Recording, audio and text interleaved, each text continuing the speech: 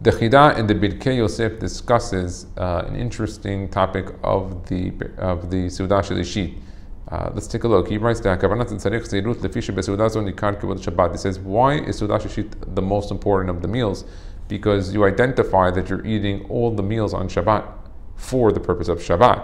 Why? Because you don't have that extra meal smack in the middle of the day on a normal day. The ikar dahachila devad yom b'yamo hu balayla pa'am echat ubayom pa'am echat. He says here that during the week you'll have one meal in the morning and one meal at night. That's the normal process. B'seuda shlishit magdil kevod Shabbat. When you have that third meal, dasot bo seuda mechudeshet, that you're having a special meal on Shabbat just for that. Whoever is careful with it,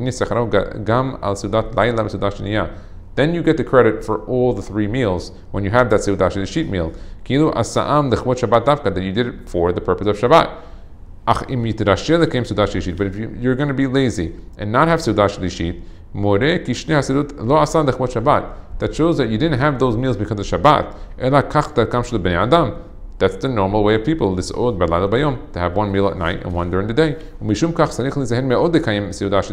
You should be very careful to have this meal. That you did everything for the purpose of the Shabbat. And the Jose Lublin brings down in the Divrei Emet, he says, it's interesting. Sfaradim called Seuda Shelishit, but if you look at the Ashkenazim, they call it Shalosh Seudot. So the Jose Lublin asks why. He says, Shizeu Mikayim Kol Seudot. He says, because when you have this meal, then you get the credit of all the three. Ki Harishonot Gam Hu Ra'ev. Ve'yesh Hana'ah. He was hungry, so he had some pleasure. Hagam Shehu Mitzvah, even though Bekarat Shabbat Onig. Okay, so you had Onig Shabbat, you ate. Ach Seuda Zo, but this one, Vadai Megaleh Shehu L'Shem Shamayim. This Seuda Shelishit shows you're really L'Shem Shamayim. Ki Eino Ta'ev. Most people are not hungry. And from this you fix it all.